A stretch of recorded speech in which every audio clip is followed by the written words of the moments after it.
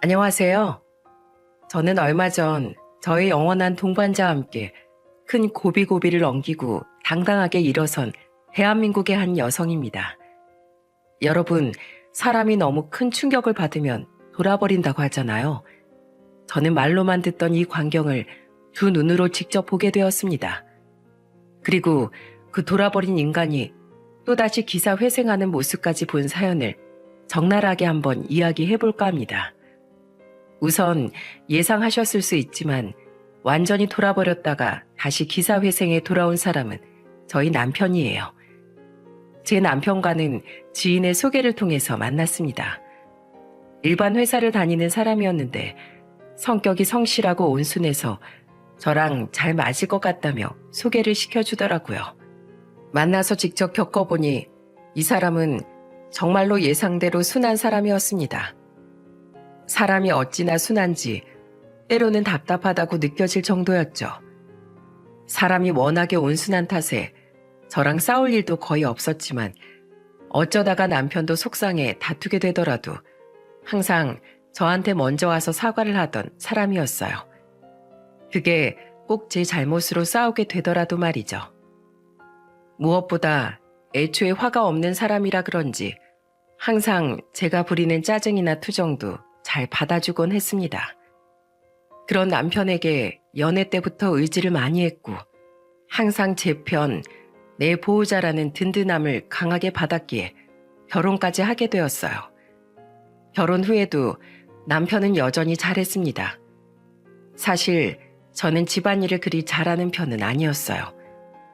정리에는 영 소질이 없는 저는 아무리 치운다고 해도 남편만큼 결과가 나오질 않더라고요. 그래서 제가 한번 치우고도 남편은 꼭 한 번씩 다시 치우곤 했는데 그 짜증날 수 있는 상황에서도 남편은 짜증을 낸다거나 싫은 소리 한 번 한 적이 없었죠. 한 번은 저도 한다고 하는데도 남편이 치워놓은 거 보면 너무 결과물이 달라서 미안한 마음에 얘기한 적이 있었어요. 여보, 미안해. 내가 치운다고 했는데도 또 당신만큼 못했네. 당신 손 2번 안 가게 나 진짜 열심히 치웠는데. 이 사람이 별걸 다 미안해하네. 이런 건 안 미안해도 돼. 그냥 조금 더 나은 사람이 하면 되는 거지 뭘. 그리고 당신도 잘해. 잘하는데 그냥 내가 깔끔한 걸 좋아하는 사람이니까 한 번 더 치워보는 거야. 오히려 내가 당신이 치운 거에 한 번 더 손대서 기분은 안 나쁠까 했는데 이런 쓸데없는 걱정을 하고 있었단 말이야? 그런 거 절대로 안 미워해도 돼. 남편은 항상 이렇게 말해주는 사람이었어요. 무엇보다 제가 여자들이 의례 겪는 것처럼 한 달에 한 번씩 우울해하거나 예민하게 반응하는 날에는 꼭 남편이 하는 루틴이 있었죠. 그건 바로 제가 좋아하는 간식들을 와장창 사들고 온다는 거였어요. 저는 꼭 한 달에 한 번씩 치르는 여자들의 행사 때마다 늘 통증 때문에 힘들어하고 입으로는 단 걸 엄청 찾았는데요. 저의 이런 정기적인 상황을 파악한 남편은 늘 미리 제 주기를 기억해 두었다가 초콜릿부터 시작해 제가 좋아하는 간식들을 포함한 선물을 한아름 지어주고 항상 저를 만날 때마다 진통제와 따뜻한 차를 준비해 두던 사람이었어요. 그러니 이런 사람한테 어떻게 시집을 안 갈 수가 있겠어요? 남편은 결혼하고 나서 저희 친정집에도 잘했습니다. 사실 저는 남편 집안에 비하면 상당히 많이 꿀리는 집안이었어요. 저는 외동딸로 엄마 둘이서만 살았습니다. 아버지는 일찍이 제가 7살에 돌아가셨기에 그때부터 엄마가 저만 바라보면서 어렵게 키우셨죠. 근데 그걸 잘 아는 남편이 저희 엄마에게 참 잘했어요. 심지어 결혼을 할 때는 남편이 제 친정엄마한테 이런 말을 하던 거 있죠. 장모님, 그동안 혼자서 이 사람 키우느라 많이 힘드셨죠? 장인어른도 없이 얼마나 험난한 시간을 보내셨어요. 이젠 제가 우리 장모님 아들도 되어드리고 남편도 되어드리고 또 든든한 사이도 되어드릴 테니까 저한테 의지 많이 하세요. 아셨죠? 정서방 고맙네. 그렇게 말해주니까 정말로 든든하네. 우리 딸이 자네한테 시집가게 돼서 내가 얼마나 마음이 놓이는지 몰라.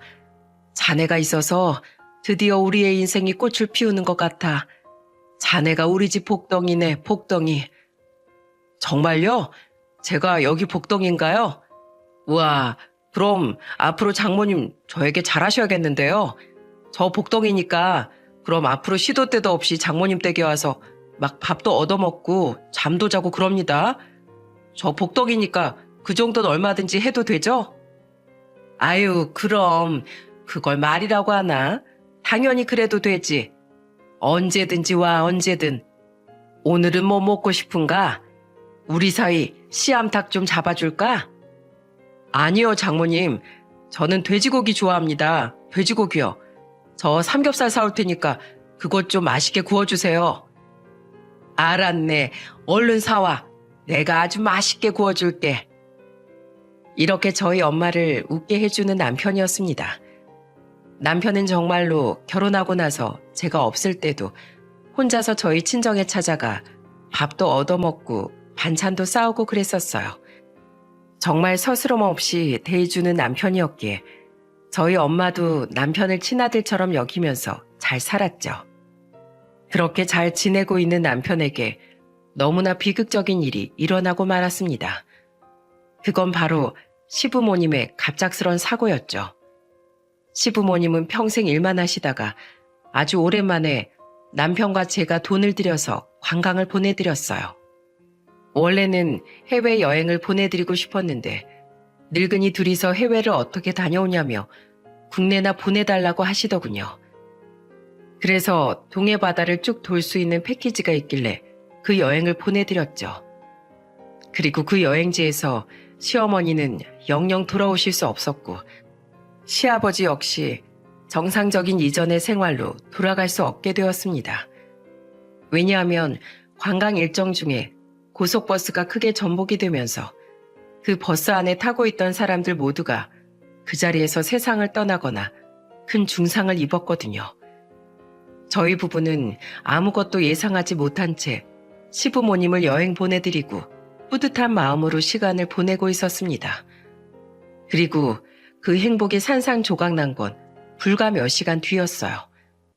한창 저녁을 먹으려고 음식을 하고 있는데 남편이 휴대폰으로 의문의 전화가 걸려왔고 남편은 그 전화를 받자마자 거의 혼절하다시피 하며 소리를 질렀죠.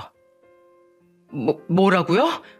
우리 부모님이 어떻게 됐다고요? 우리 어머니가 돌아가시고 아버지가 의식불명이라고? 이 사람아, 말이 되는 소리를 해. 당신 뭐야? 당신 사기꾼이지? 지금 여행 가서 재밌게 놀고 있는 분들을 어디서 감히 들먹거리며 그딴 사기를 쳐? 당신 어디야? 어디냐고? 당장 어딘지 불어. 내가 신고해버릴 거니까. 남편은 엄청나게 흥분을 하면서 전화기에 대고 고래고래 소리를 질러댔어요. 저는 남편이 하는 말에 너무나 놀랐고 상황 파악을 제대로 하기 위해 잔뜩 흥분한 남편 대신 전화를 다시 받았죠. 그리고 저 역시도 그 전화를 받자마자 믿을 수 없는 현실에 입을 막을 수밖에 없었어요. 하지만 마냥 충격받고 그대로 있을 수는 없었습니다. 전화가 온 곳은 시부모님이 실려간 병원이었고 저는 남편을 일으켜 세워 병원으로 불이 나게 달려갔어요.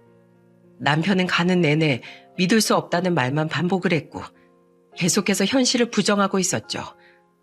하지만 그 현실을 부정하기가 무색할 정도로 시부모님의 상황은 전화 온 모습 그대로 병원에 눕혀져 있었습니다. 안 돼. 안 돼. 어머니 일어나 보세요. 아들 왔어요. 저 왔다고요.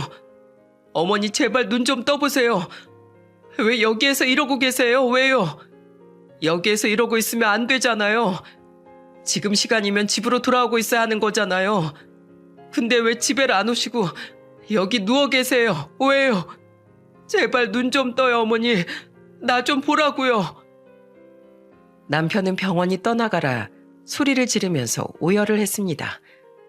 그대로 돌아가신 채로 아무런 미동도 보이지 않는 시어머니를 보면서 남편은 끝없는 슬픔에 잠기는 듯 했어요. 저는 그 모습을 보며 하염없이 눈물만 흘릴 뿐이었습니다. 결국 남편은 병원 직원이 말리면서 겨우 진정을 할 수가 있었죠. 그동안에도 시아버지는 여전히 의식이 없으셨어요. 그 모든 상황을 보면서 남편과 저는 큰 비극적인 상황을 보내야만 했죠.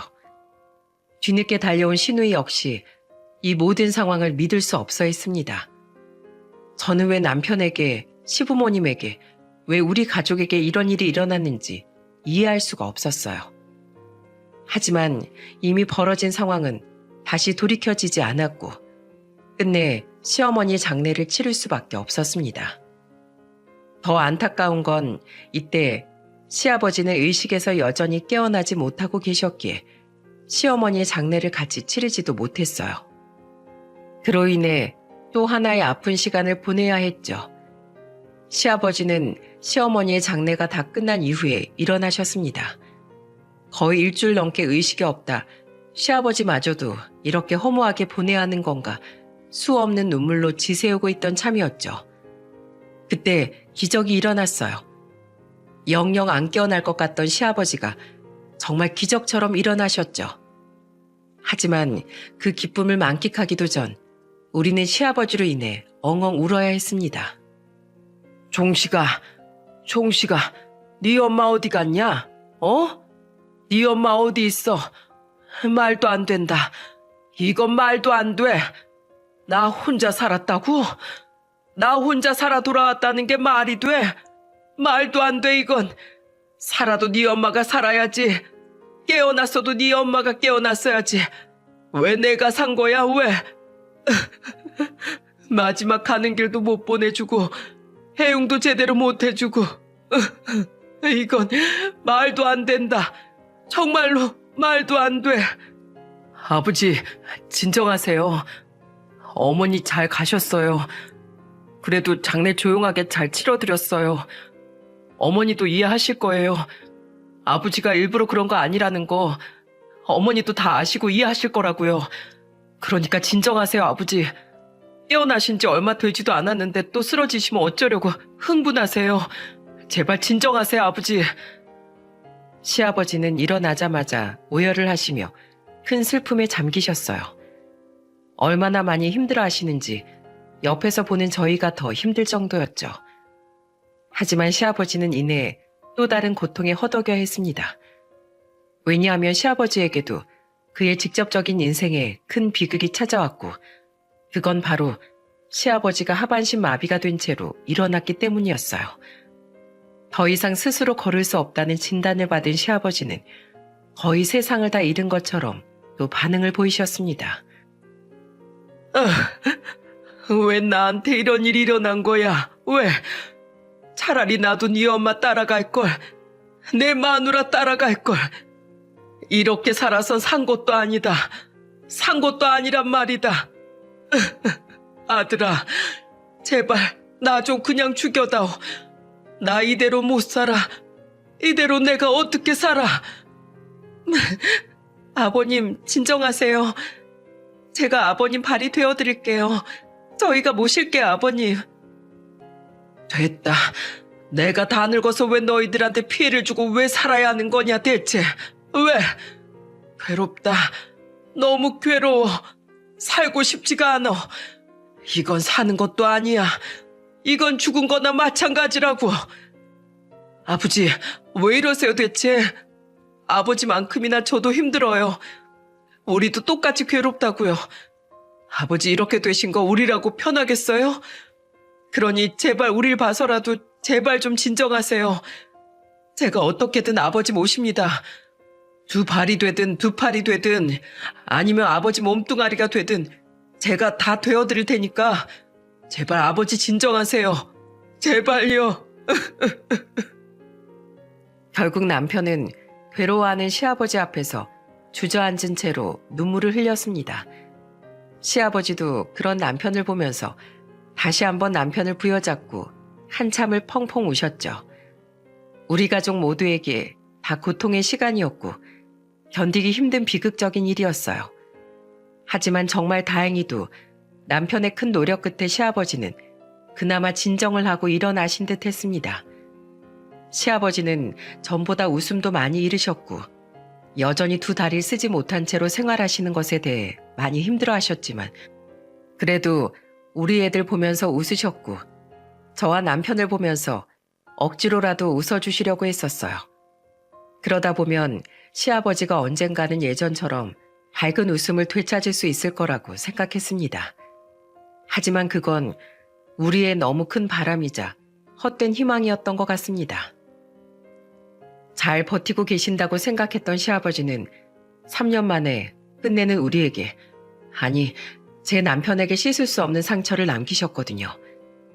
어느 정도 시아버지 혼자서 전동 휠체어를 타고 움직여서 생활할 수 있을 때쯤 저와 남편은 애들을 데리고 잠깐 바람을 쐬고 왔었어요.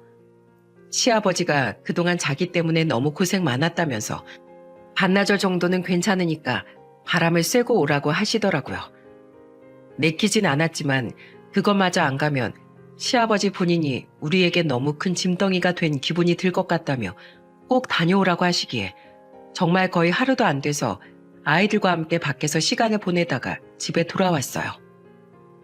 그리고 그곳에서 집에 돌아오자마자 우리는 큰 충격에 빠져야만 했습니다. 그건 바로 시아버지가 스스로 생을 마감한 채 우리를 기다리고 있었거든요. 유튜브에 올리는 사연이라 자세한 상황은 말씀드리기 어렵지만 시아버지는 의식을 완전히 잃은 채로 이미 집 안에 누워 계셨어요. 그리고 그 옆에는 유서가 한 장 써져 있었죠. 처음에는 그 유서를 발견하기도 전에 남편과 저는 놀라서 119에 신고를 했고 이미 시아버지는 손 쓸 수도 없는 상태였기에 그대로 어머니 곁으로 보내드려야만 했습니다. 남편은 연속으로 이어지는 이 고통 속에서 헤어나오질 못했어요. 겨우 시아버지를 봐서 참고 있었던 그 희망이 완전히 산산조각 나버렸는지 이때부터 남편은 이상해지기 시작했습니다. 갑작스럽게 돌변하기 시작했죠. 이건 말도 안 돼. 세상이 나랑 무슨 원수를 졌길래 나한테 이런 일이 일어나는 건데 왜? 내가 무슨 짓을 했다고? 내가 무슨 죄를 지었는데 왜? 다 부셔버릴 거야. 다 없애버릴 거라고. 다 필요 없어.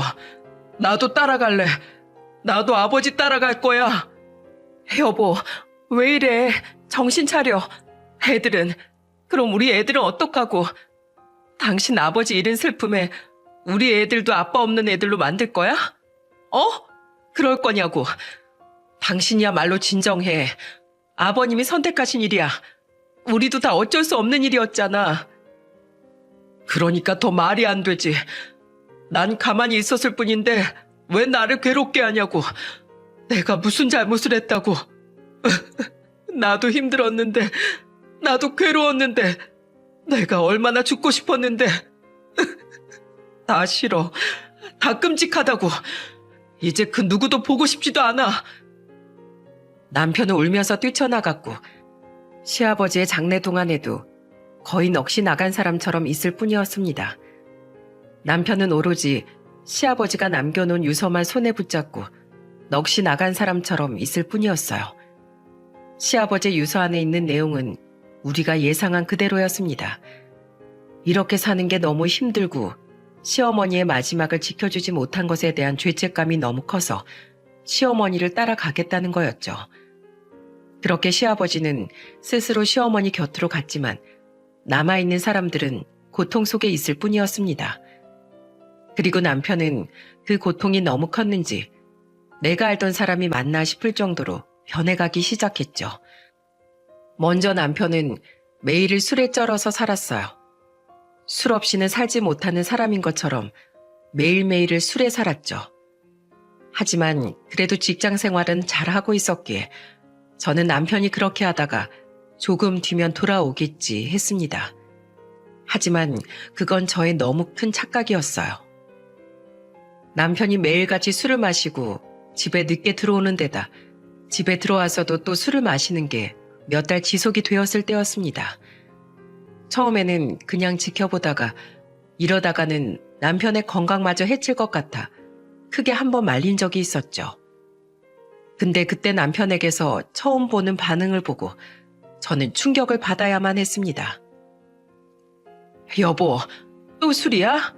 이제 그만 마셔. 그러다 당신 건강 해친다고. 언제까지 이렇게 괴로워할 건데. 애들이 당신만 보면 술 냄새 난다.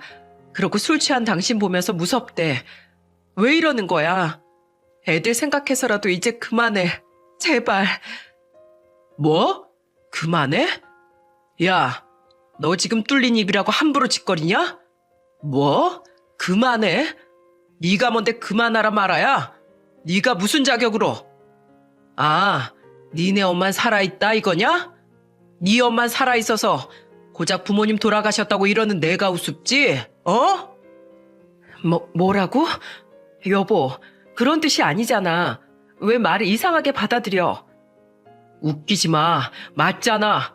내 말이 뭐 틀렸어? 어? 틀렸냐고. 이야, 이제 보니까 우리 부모님 무지하게 불쌍하네. 이딴 걸 며느리라고 두고 사셨으니 참나 기가 막힌다. 기가 막혀. 야, 너 어디 가서 내 마누라라고 하고 다니지도 마라. 너 꼬라지 보면 나 진짜 열받아서 다 뒤집어 엎을 것 같으니까. 그리고 지금 너 꼴도 보기 싫으니까 당장 내 눈앞에서 꺼져. 남편은 급기야 제게 욕까지 하면서 저를 몰아세웠습니다. 너무나 충격적이었어요. 그리고 처음 보는 남편의 모습에 공포감까지 느껴야 했죠. 저는 그날 너무나 무서워 벌벌 떨면서 아이들을 꼭 껴안고 자야 했어요. 하지만 그 뒤로 남편의 이런 변한 모습은 점점 더 심해져만 갔습니다. 남편은 급기야 나중에는 집에도 들어오지 않았어요. 한 번은 남편이 2, 3일을 내리 집에 안 들어오길래 전화를 했었죠. 근데 이 사람이 끝까지 제 전화를 안 받더라고요. 그래서 너무나 화가 나서 남편이 올 때까지 기다렸습니다. 근데 그날도 새벽 2시가 넘어서야 집에 설설 들어오더라고요. 저는 너무 화가 나서 말했죠. 뭐야, 당신 왜 이래? 무슨 일이야 대체? 왜 집에를 안 들어와? 그것도 말도 없이. 전화도 안 받고. 당신 진짜 너무한 거 아니야? 이제 아예 우리는 등한시하기로 한 거야? 대체 언제까지 방황할 건데? 아, 이 여편네가 또 잔소리하네. 내가 이러니까 이 집에 안 들어오는 거야. 당신 면상 보기 싫어서. 에이 진짜 괜히 들어왔어 이놈의 집구석. 됐다. 내가 나간다. 내가 나가. 남편은 이렇게 말을 하더니 다시 왔던 길을 그대로 나가버렸습니다. 정말 너무나 황당했어요. 저는 그날은 정말이지 너무나 화가 나 처음으로 남편과 이혼을 생각할 정도였죠. 하지만 거기까지도 제가 좀 참아줬습니다. 왜냐하면 그때까지만 해도 아직 시아버지가 돌아가신 지 1년이 채 안 되었을 무렵이었기에 남편의 방황이 마냥 화가 나기보단 안타까운 마음이 더 컸었거든요. 사실 그리고 시부모님이 돌아가시기 전까지 남편이 예민한 저를 받아줬던 거, 홀로 사는 우리 엄마에게 끔찍하게 잘했던 것들을 생각해 본다면 여기에서 남편이 좀 방황한다고 해서 이혼하고 떠나버리면 저는 천하의 배은망덕한 사람이 되는 거라 그래도 끝까지 남편과의 의리를 지켜보려고 했었습니다.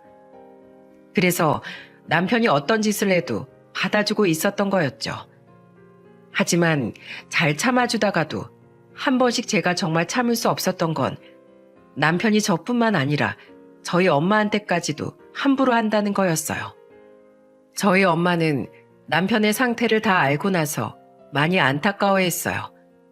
그래서 어떻게든 남편이 기운을 차릴 수 있도록 해주기 위해 평소 남편이 자주 해달라고 하고 맛있게 먹었던 친정엄마표 반찬들을 많이 해다 넣어주셨죠. 근데 남편은 저희 엄마가 반찬을 보내왔을 때 기가 막힌 행동들을 했습니다. 여보, 엄마가 여보 좋아하는 반찬이라고 바리바리 보내주셨네. 오늘 저녁은 당신 오랜만에 밥 맛있게 먹겠다. 당신도 오랜만에 집에 일찍 들어와서 같이 저녁 먹으니까 너무 좋네. 아이씨, 짜증나게. 이거 뭐야? 홍어 무침이야? 으악, 냄새 난다. 저리 치워. 뭐? 이거 당신이 좋아하는 거잖아. 평소에 엄마 집에만 가면 삭힌 홍어 양념해서 먹는 거 좋아했으면서 왜 이래 갑자기? 아, 그거야. 내가 땡길 때나 얘기지. 내가 뭐 지금 해달라고 했어? 아니잖아. 도대체 장모님은 이딴 건 왜 보내신 거야, 냄새나게. 아유, 밥맛 떨어져. 야, 이거 저리 치워. 왜 장모님은 하지 말라는 쓸데없는 짓을 하시는 거지? 어? 누가 이딴 거 해달래? 그냥 다 짜증나니까 잠자코 있으시라고 해. 급기야 남편은 그 자리에서 상을 다 엎어버렸습니다.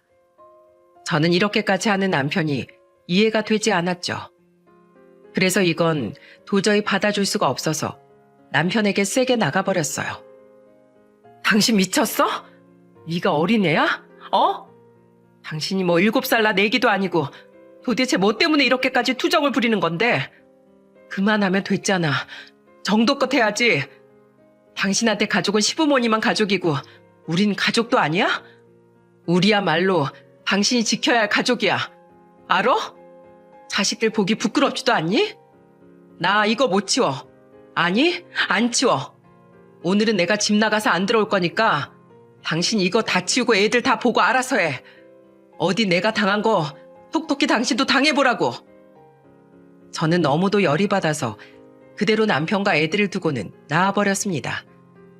남편은 저한테는 함부로 했어도 그래도 애들한테만큼은 함부로 하지 않고 자상하게 대하려고 했기에 애들을 맡겨놓고 나올 수 있었어요. 저는 정말 너무 속상해서 그날은 엄마까지 속상해할까봐 친정에도 못 가고 제일 친한 친구 부부네 집으로 가서 밤새 술 마시면서 얼마나 울었는지 모릅니다. 근데 그때 남편도 제가 집을 나가버리니까 조금 충격을 받았는지 그 이후부터는 좀 괜찮아지는 듯 하더라고요. 하지만 그것도 몇 주 못 갔습니다. 그러다가 딱 시아버지가 돌아가신 지 1년째 되던 날 첫 기일이 찾아왔고 그때 남편은 또다시 시아버지를 잃은 고통이 찾아왔는지 다시 방황을 하기 시작했죠. 그때부터 또 술만 연달아 마시기 시작했어요. 그 모습을 보면서 친정엄마한테 하소연을 했는데 친정엄마가 다음날 바로 저희 집으로 왔더라고요. 그리고는 주말이라 늦잠을 자는 남편을 위해 손수 해장하라고 된장찌개를 진하게 끓여주셨죠. 근데 그때도 남편의 행동으로 인해 이번에는 저희 엄마가 충격을 받아야만 했어요. 정서방 일어났는가? 얼른 오게. 정서방 해장할 때 꼭 먹는 거 있지? 내가 아주 진하게 끓여놨으니까 얼른 먹고 더 쉬게나. 아, 짜증나게. 장모님, 여긴 또 왜 오셨어요? 누가 이딴 거 해달래요? 아, 왜 부탁하지도 않은 짓을 하세요? 아침부터 제가 장모님 얼굴 보면 기분이 좋겠습니까? 예? 저도 사이라는 걸 생각해 주세요, 제발. 제가 뭐 진짜로 장모님 아들이라도 된 줄 아세요? 저도 장모님 얼굴 보고 껄끄러워하는 대한민국 사위입니다. 사위. 어느 사위가 아침 대바람부터 이런 꼴로 장모를 보고 싶어 하겠습니까? 다 필요 없으니까 그냥 돌아가세요. 저는 엄마에게 막말하는 남편을 보면서 너무나 기가 찼어요. 정말 말도 안 되는 일이 일어나는 것만 같았죠. 그래서 제가 따져버렸어요. 당신 진짜 해도 해도 너무한 거 아니야? 사람이 변해도 어떻게 이렇게까지 변해? 아무리 힘들어도 선은 넘지 말아야지. 당신 때문에 여기까지 찾아온 자기 장모한테 그게 무슨 막말이야? 도대체 나중에 가서 얼마나 후회하려고 그래? 후회? 내가 후회를 왜 해? 내가 후회할 일이 뭐가 있다고? 난 절대로 후회할 일 없어. 그러니까 그냥 다 귀찮고 다 짜증나니까 그냥 제발 내 눈앞에서만 사라져. 제발. 남편은 급기야 이렇게 말을 하더니 안방 안으로 다시 휙 들어가 나오지 않았어요. 친정엄마는 꽤나 충격받은 얼굴을 하셨고 저는 그 엄마의 얼굴을 볼 면목이 없었습니다. 그 뒤로도 남편은 정말 점점 더 변해만 갔어요. 또다시 술에 찌들어 사는 삶을 보내고 있었는데 급기야는 술에 쩔어서 집에 들어온 날에 남편의 옷을 정리하는데 그 안에서 남편이 여자들과 어울리는 술집에 다녀온 흔적까지 볼 수 있었죠. 거기에서 너무나 충격을 받은 저는 결국엔 이혼을 생각할 수밖에 없었습니다. 이제는 이전처럼 돌아올 수 없는 사람이라는 걸 그제서야 깨닫게 되었죠. 저는 끝내 남편에게 이혼을 말하려고 이야기할 타이밍을 보고 있었어요. 근데 그때 어이없게도 먼저 선수를 치는 인간이 있었죠. 바로 제 남편 놈이었습니다. 남편이 어느 날 퇴근하고 돌아오더니 다짜고짜 말을 던지더라고요. 여보, 우리 헤어지자. 이쯤에서 이혼해, 우리. 내가 아무리 생각해도 이제 우리 관계는 다 끝난 것 같아. 지긋지긋해. 이젠 애들도 귀찮고 당신도 귀찮고 장모님도 귀찮아. 다 싫어. 다 무거워. 내가 왜 이렇게 살아야 하는지도 모르겠어. 그냥 나 이젠 다 떠나서 자유롭게 살래. 그렇게 하게 해줘. 그러니까 우리 이혼하자. 뭐? 이혼? 지금 당신이 감히 내 앞에서 이혼을 하자고 해? 그것도 자기가 먼저? 이혼을 하자고 해도 내가 해야지. 내가 당신한테 이혼하자고 해야지. 당신이 무슨 자격으로 내 앞에서 이혼을 오느네? 무슨 자격이 있다고? 이혼에 무슨 자격이 필요한데? 그냥 다 싫어. 다 지긋지긋해.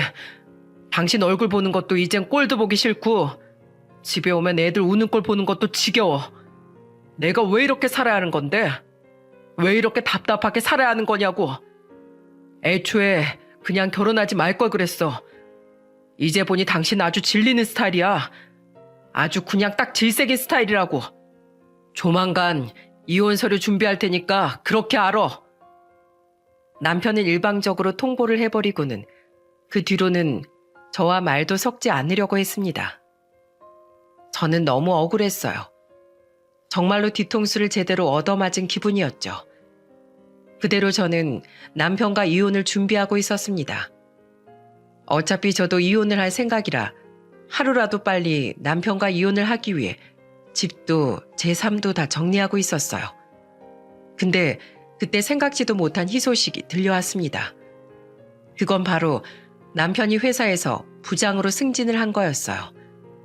남편은 그래도 회사 생활은 성실하게 하고 있었기 때문에 집안에서는 엉망으로 지냈을지라도 회사에서는 인정을 받는 듯 하더라고요. 그것도 남편이 저한테 직접 말을 한 게 아니라 남편이 퇴근하면서 손에 들고 온 선물과 카드를 보고 알게 된 거였습니다. 남편이 선물이랑 무슨 카드를 가지고 와서는 식탁 위에 두었길래 뭔가 싶어 궁금해서 봤더니 그 안에 부장으로 승진해 축하한다는 내용이 적혀 있었어요. 그걸 보면서 저한테 이 일에 대해 한마디도 하지 않는 남편을 보면서 정말로 남편은 나와 이혼하기로 마음먹었구나라는 걸 더 확신할 수 있었죠. 그래서 저도 그때부터 하루라도 빨리 더 그 집을 나가기 위해 애들 짐도 정리하고 제 짐도 하나둘씩 정리해 나가기 시작했습니다. 그리고 이혼하기로 결정한 걸 친정엄마한테도 다 말씀을 드렸어요. 엄마, 나 그 사람이랑 이혼하려고. 안 그래도 내가 그 사람이랑 이혼하려고 마음먹고 있었는데 얼마 전에 자기가 먼저 이혼 얘기를 꺼내더라. 그래서 그냥 이대로 이혼하는 게 나을 것 같아서 정리하고 있었는데 어제 이 사람이 회사에서 부장으로 승진을 했나 보더라고. 승진 축하 선물로 받은 거 집에 가지고 오면서도 나한테 한마디도 안 했어. 이 정도면 이제는 나랑은 완전히 남남으로 지내겠다는 뜻인 거잖아. 그래서 나도 더 깔끔하게 마음 정리가 되더라. 나 조만간 애들이랑 짐 싸서 엄마 집으로 들어갈게요. 나 좀 받아줘. 저는 모든 것을 다 체념한 채로 친정엄마한테 이야기를 허심탄회하게 했습니다. 그리고 엄마 집으로 들어갈 계획까지 세워서 다 말씀드렸죠. 근데 저는 엄마 집으로 들어갈 수 없었어요. 왜냐고요? 정말 기적 같은 일이 일어났거든요. 엄마와 통화를 하고 난 뒤에 엄마는 아무 말 없이 알겠다고만 말씀하시고는 전화를 끊으셨어요. 그래서 저는 엄마가 다 수긍을 했다는 걸로 이해를 하고 있었죠. 근데 그 뒤에 전혀 생각지도 못한 일이 벌어지고 말았어요. 그건 바로 엄마의 돌발 행동이었습니다. 저는 집에서 집을 나가기 위해 짐을 싸고 있었고 남편도 퇴근하고서는 집에 돌아와 각자 일을 하고 있을 때였어요. 남편은 제가 짐을 싸도 아무 말 없이 그냥 무시하더라고요. 그러던 중에 집으로 꽃바구니가 하나 배달되었고 그건 남편 앞으로 온 거였습니다. 그리고 놀랍게도 그 꽃바구니는 저희 엄마가 남편에게 보낸 거였죠. 이게 뭐야? 당신 장모님한테 뭐 쓸데없는 소리 했어? 갑자기 꽃바구니를 왜 보내신 거야? 나 승진한 건 또 어떻게 알았고? 그리고 그거 알았으면 그냥 혼자 알고 있으면 될 것이지. 장모님한테 얘기할 건 또 뭔데? 참나. 이제 뭐 승진했다고 더 뜯어낼 거 있나 작전 쓰시는 거야 뭐야? 이딴 건 왜 보내셨대? 뭐? 당신 진짜 끝까지 저질이다. 끝까지 쓰레기네. 나한테 말만 안 했지. 당신 승진 선물 받은 거 떡하니 식탁 위에 올려놨잖아. 그걸 어떻게 모르니? 엄마한테 우리 이혼한다는 거 말씀드리면서 당신 승진한 것까지 얘기가 나와서 한 거야. 그리고 뭐 뜯어 먹으려고 보낸 게 아니라 축하하려고 보내셨겠지. 마지막으로 보냈나 보네. 그렇게 꼬우면 치우던가. 아니면 내가 받은 걸로 할 테니까 그거까지 꼴 보기 싫으면 건드지 말고 그냥 냅둬. 내가 따로 가지고 갈 거니까. 저는 남편의 말에 너무나 화가 나서 말했어요. 하지만 남편은 제 말을 무시하고는 꽃바구니를 치우려고 하더라고요.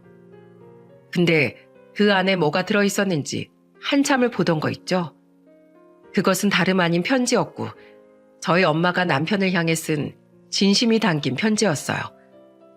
남편은 소파에 앉아서 한참을 편지를 읽어 내려가기 시작했습니다. 저는 뭔데 갑자기 저렇게 조용하나 싶어서 봤다가 놀랄만한 광경에 숨까지 죽이게 되었죠.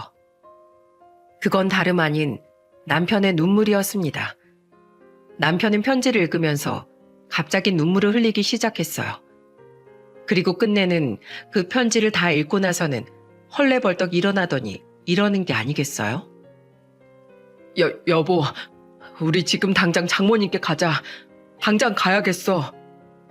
뭐? 갑자기 왜 이래? 내가 그동안 무슨 짓을 한 건지 모르겠어. 빨리 가자, 여보. 빨리. 남편은 그 상태에서 옷도 제대로 입지 않고는 급하게 애들을 데리고 저희 엄마 집으로 갔습니다. 그리고는 정말 상상하지도 못한 행동을 하던 거 있죠. 그건 바로 저희 엄마 앞에서 무릎을 꿇는 일이었습니다. 그리고 저는 그걸 다 이해할 수 있었어요. 왜냐하면 남편과 같이 엄마 집으로 오는 길에 차 안에서 엄마가 쓴 편지를 다 읽어봤거든요. 그리고 저 역시도 그 편지를 보면서 펑펑 울 수밖에 없었습니다. 사랑하는 내 사위 보게나, 정서방, 우리 정서방, 내 예쁜 우리 사위, 많이 힘들지? 내가 우리 사위를 더 따뜻하게 보듬었어야 했는데 부족한 장모라서 미안하네. 우리 사위가 어떤 아픔을 겪었는지 알면서도 내가 더 자네를 돌아보지 못했어. 정말 미안해. 용서해 주게나. 그리고 난 자네를 믿네. 지금은 자네가 힘들어서 허덕이고 있지만 언젠간 다시 예전처럼 따뜻하고 소나무같이 든든한 우리 사이로 돌아올 거라고 믿어. 그리고 그 폭풍 같은 시간이 지나고 나면 자네는 더 굳건한 사람이 되어서 더 멋진 사람이 될 거란 걸 알고 있네. 그래서 난 자네를 끝까지 포기하지 않을 셈이야. 내 딸하고 이혼해도 좋아. 대신에 이혼하더라도 자네가 끝까지 내 아들로 남아줬으면 좋겠어. 앞으로 더 필요할 그 부모의 사랑을 내가 더 채워주고 싶네. 그러니 나에게 기회를 주겠나? 이젠 사위가 아니라 아들이라고 부를 수 있도록. 사랑한다 내 아들. 그리고 승진 축하하네. 이렇게 절절한 편지를 보면서 남편은 깨달은 게 큰 듯했어요. 그래서 바로 엄마를 찾아와 무릎을 꿇은 거였죠. 장모님, 죄송합니다. 잘못했습니다. 정말로 제가 죽을 죄를 지었습니다. 제가 장모님께 무슨 짓을 한 걸까요? 제가 왜 그랬을까요? 장모님께, 그리고 우리 애들한테, 와이프한테 제가 왜 그랬는지 모르겠어요.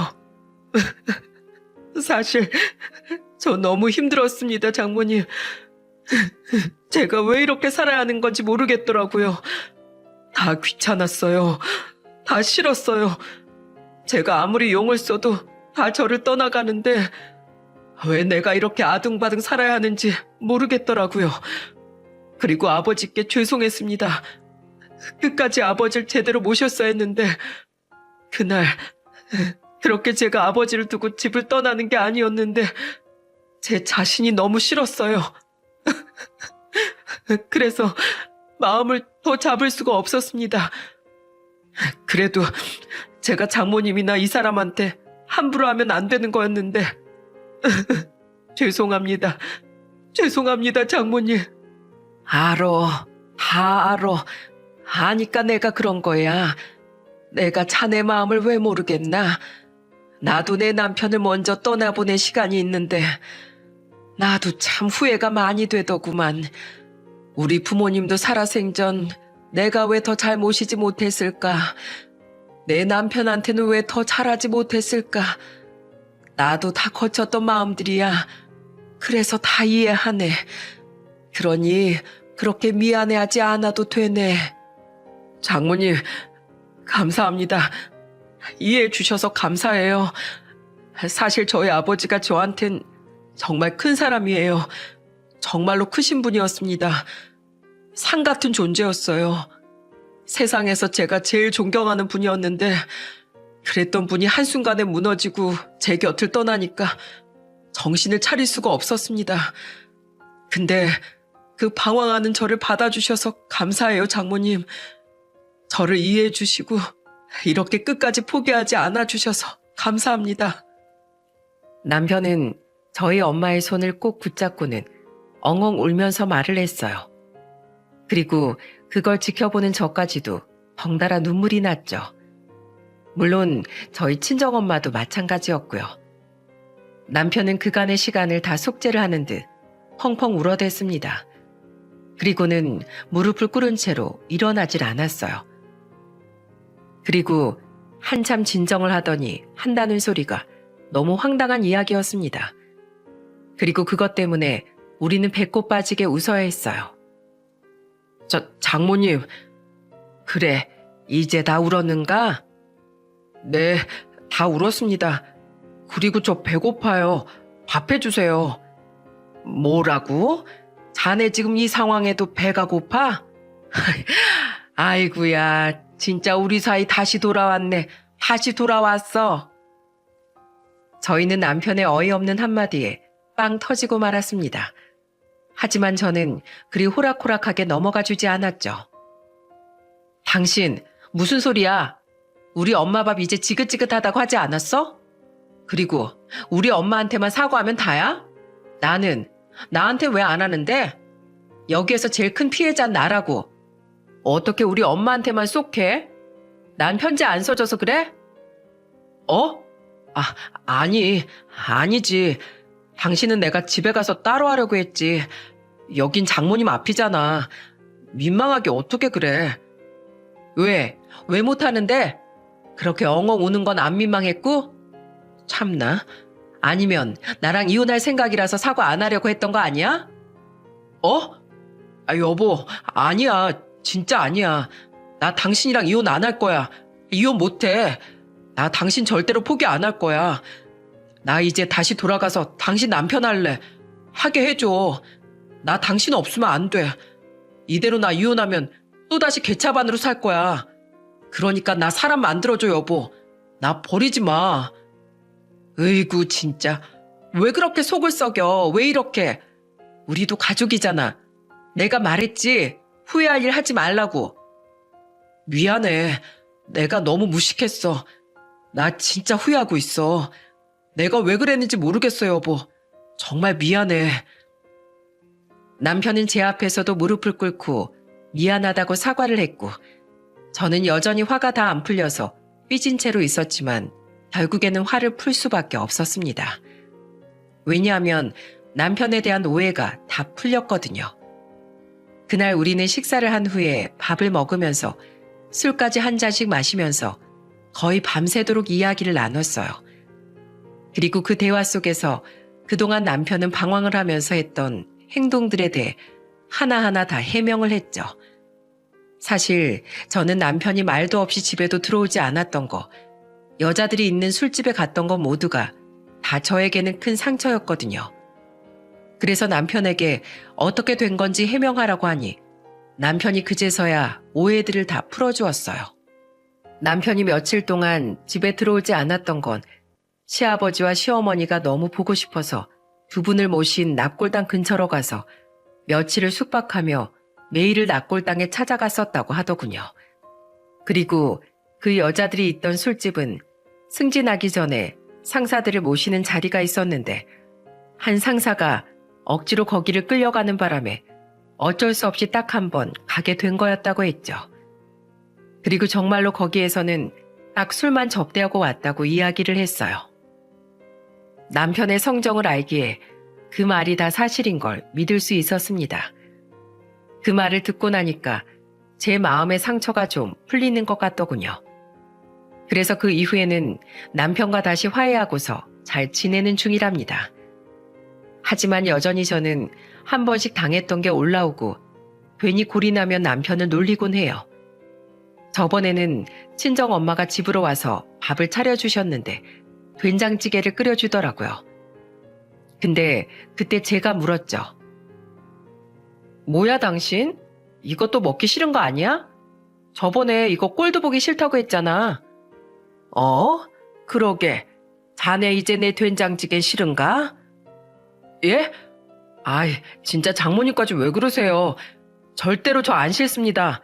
장모님이 끓여주신 된장찌개가 세상에서 제일 맛있어요. 으이구, 앞으로 계속 우리 엄마 된장찌개 얻어먹으려면 잘해라 당신. 그렇게 우리는 또 한바탕 웃을 수 있었답니다. 나중엔 엄마랑 저, 그리고 남편과 우리 애들까지 다 같이 해서 시부모님이 계신 납골당으로 찾아갔어요. 그곳에서 남편은 한참을 울었고 남편을 대신해서 저희 엄마가 이런 말씀을 하셨죠. 사돈, 두 분이서 지금은 손잡고 행복한 시간들 보내고 계세요. 전 우리 사이랑 제 딸이랑 우리 손주들이랑 행복하게 지내고 있습니다. 우리 사이가 마음이 여려서 부모님을 많이 보고 싶어 하네요. 근데 앞으로는 제가 엄마가 되어서 사랑으로 품겠습니다. 이 늙은이 품이 그래도 아직은 따뜻해서 아마 큰 힘이 될 거라고 생각해요. 그러니 우리 나중에 또다시 볼 때까지 하늘에서 우리 사이 잘 지켜주시고 나랑 우리 딸이랑 손주들까지도 잘 지켜주세요. 우리 사이는 내가 여기서 잘 지키겠습니다. 엄마의 이야기에 남편은 더 하염없이 울었고 나중에는 저희 엄마가 남편을 꼭 안아주면서 진정할 수 있었어요. 그렇게 우리 가족은 힘든 고비를 넘겨서 다시 이전에 행복했던 모습으로 돌아올 수 있었습니다. 남편은 이전으로 돌아가 지금 얼마나 우리한테 잘하는지 모릅니다. 아니, 지난날의 실수를 만회라도 하려는 듯 오히려 더 저를 공주님 모시듯 대하고 우리 애들한테도 얼마나 잘하는지 모릅니다. 저희 엄마한테는 더 말할 것도 없고요. 그리고 사실 지금은 엄마를 모시고 같이 살고 있어요. 남편이 더는 부모님께 불효자가 되고 싶지 않다면서 마지막까지 우리 엄마를 모시고 싶다고 하더라고요. 그래서 지금은 우리 가족이 다 같이 살고 있는 중이랍니다. 여러분, 우리 남편의 기사회생의 모습을 보면서 무슨 생각이 드시나요? 저는 이 모든 일들을 겪으면서 결국에는 사랑밖에 없구나 라는 생각이 들었습니다. 사람이 바뀌고 변화되기 위해선 끝까지 사랑하면 되는구나를 느낄 수 있었어요. 그래서 저는 앞으로도 쭉 우리 남편을 사랑하고 우리 아이들을 사랑하며 어떤 고비가 오더라도 사랑으로 극복해 나가려고 해요. 제가 오늘 저의 사연을 들려드린 이유도 바로 이것 때문이에요. 여러분도 부디 끝까지 여러분 주변 사람들을 사랑하며 사시기를 바랄게요. 저의 사연 들어주셔서 정말 감사합니다.